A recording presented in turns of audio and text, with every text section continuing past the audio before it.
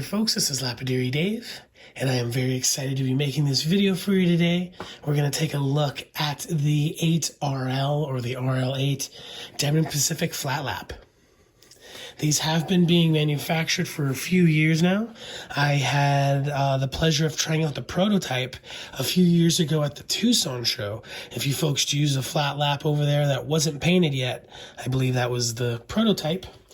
This machine is the brainchild of Diamond Pacific Don's son, which is awesome. A company that's been around for nearly half a century, still designing new equipment instead of, just sitting back and making the good old stuff, which is still good, but I think it's awesome. His sons are the future, and the fact that they're, still making things that the industry needs is pretty impressive to me.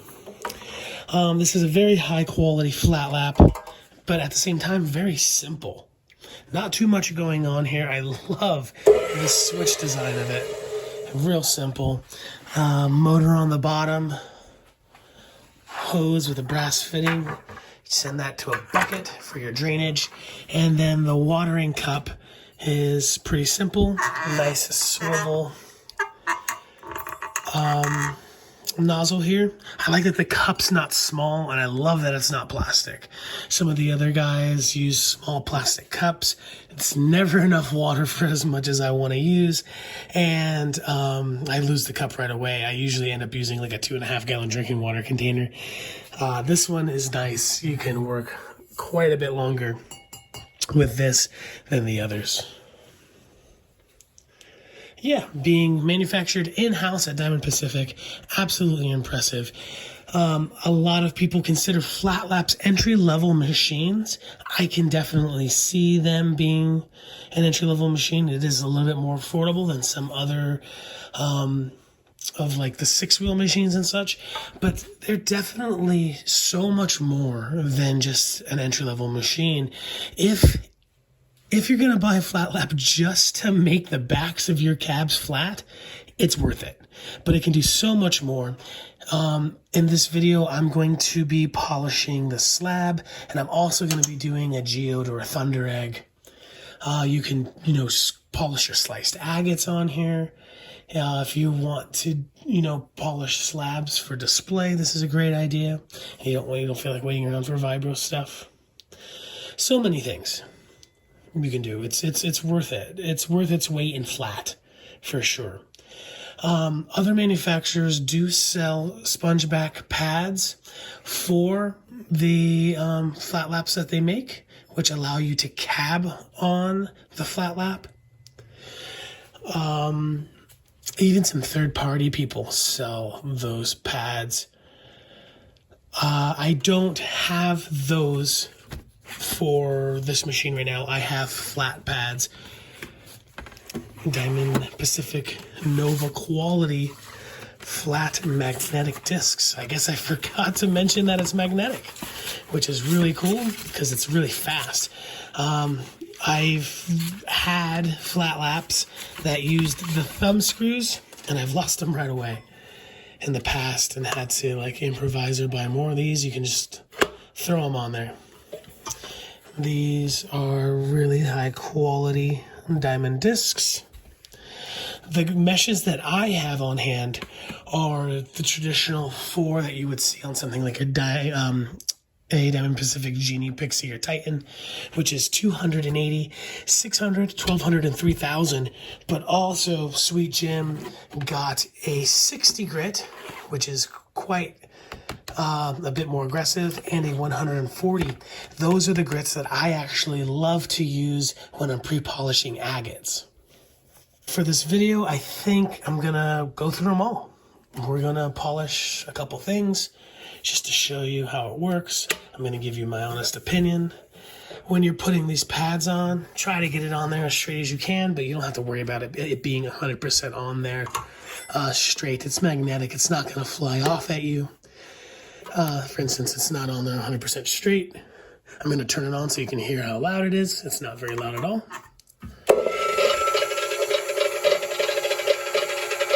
So it's not on there 100% straight, but it's not going to hurt your workpiece. You're not going to hurt the machine. You're not going to throw it out of whack. Try to get on there as straight as you can, though. It'll just look better. And looking good's feeling good, right? There we go.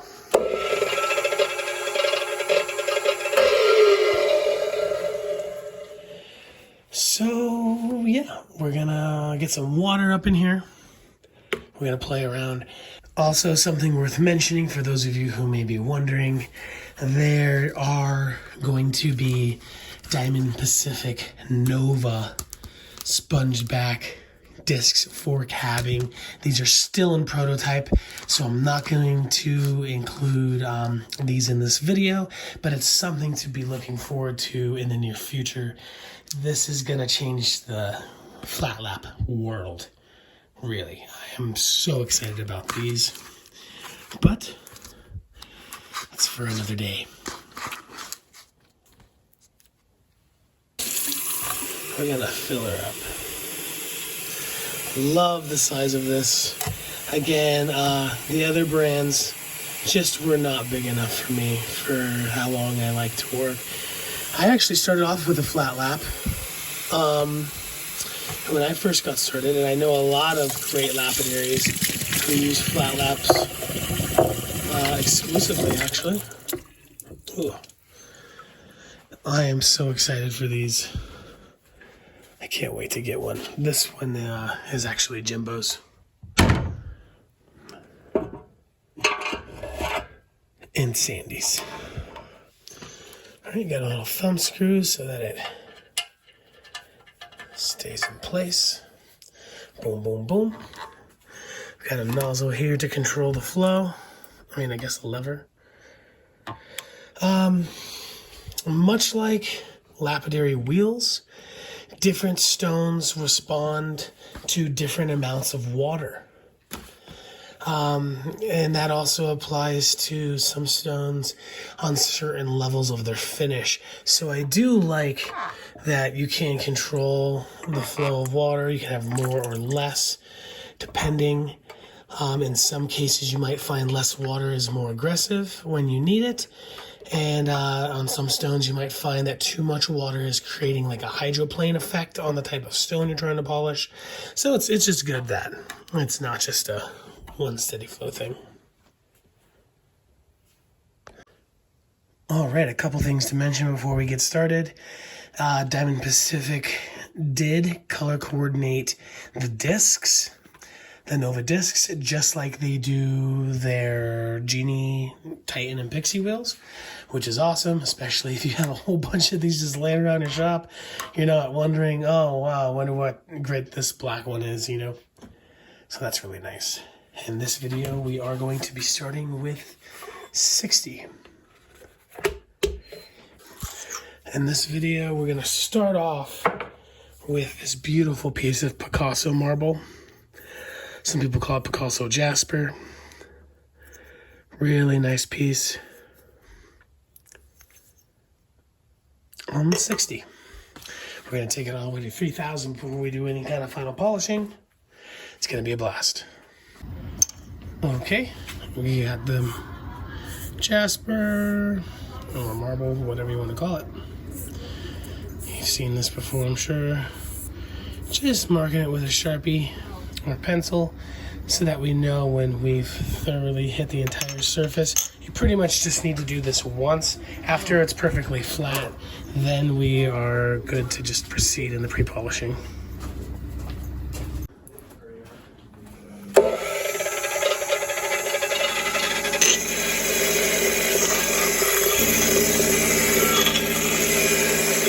Nice even pressure.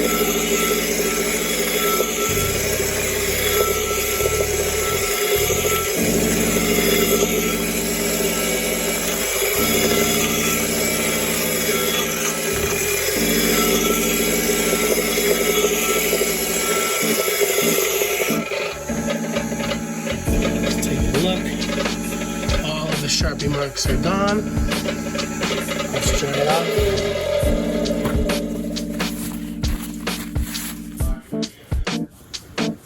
That was fast. Nice, consistent, flat surface. 60 grit's pretty aggressive. but not too aggressive. If this was like a hard disc, it would leave really deep scratches.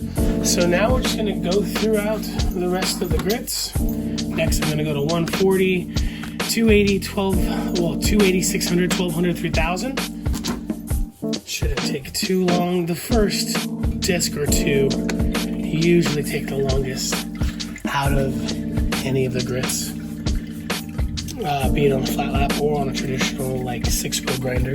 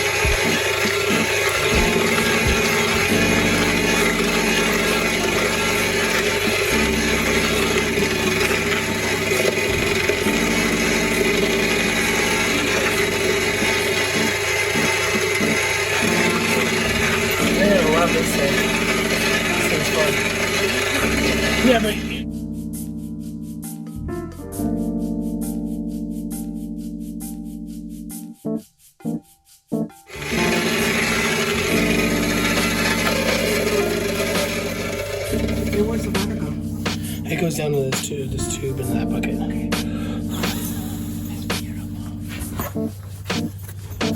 that Picasso? Yeah.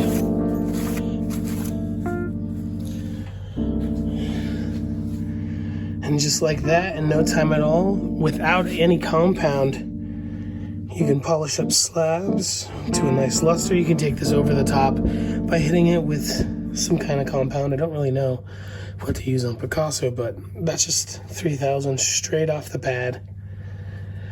So you obviously can polish slabs and ends and such. Let's do a geode on a thunder egg. It's pretty. It is. It looks great.